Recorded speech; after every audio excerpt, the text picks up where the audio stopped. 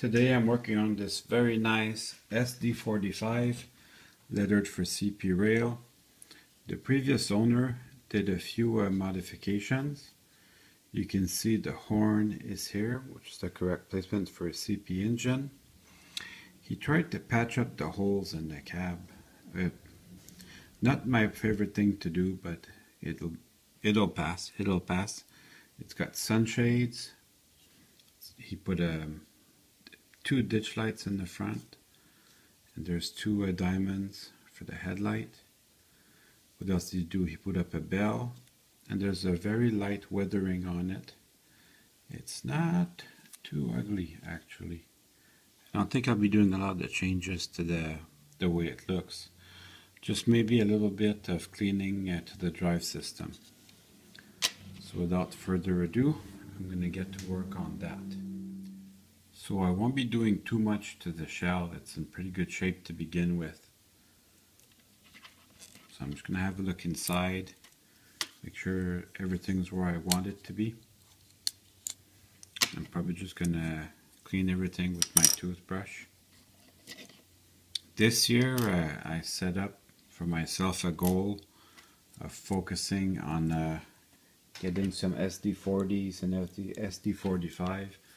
So you'll see quite a few of my videos are SD40s and SD45s this year. They're worth actually a lot of money still, even though they're a few years old.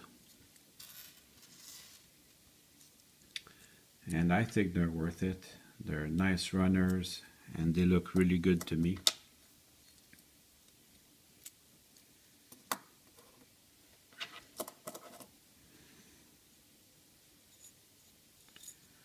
Then you just gently pry this apart. You get into these two pins that hold the motor cradle. Those two contact strips, if they fall out, that's okay. We'll put them back later. That's not a problem. So just one pin at a time. Next thing you know, everything will be in your hands. Boy, that looks really good. I don't think I have much to do with that. Maybe just a little bit of lubrication and that's it. Feels really good. This is all I'm going to do to it. Just 2 drops of oil on each side. And I'm going to be happy with that. I think they are meant to be worked on. I've had just the best time working on this one. I like to take them apart to get in there and really clean the wheels very well. The wheel cleaning is very important for you to get optimal performance.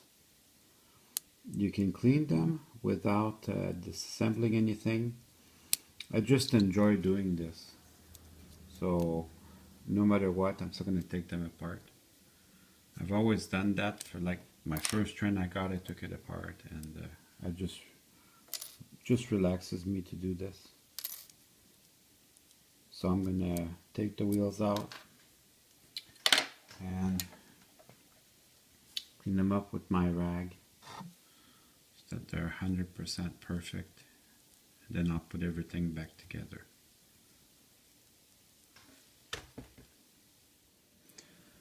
So everything's going to go back together, nice and easy. It's actually a joy to work on this one. It's been really taken care of. How long do you think an engine like that can last?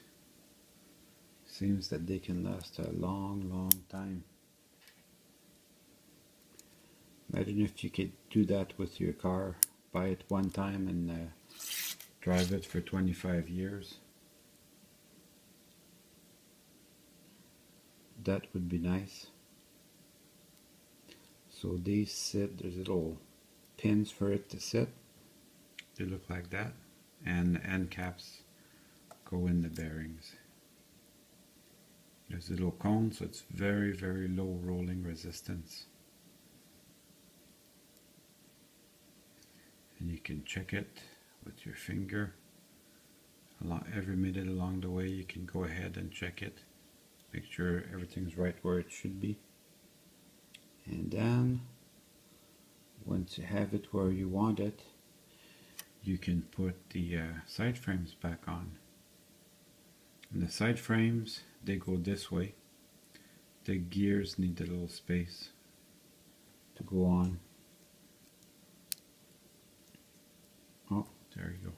This is not good.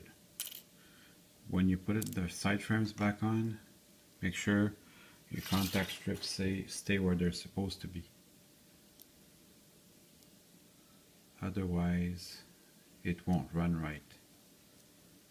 When you got it done right, it's a beautiful thing. So it's worth taking your time. It's worth making the extra effort to get it just right.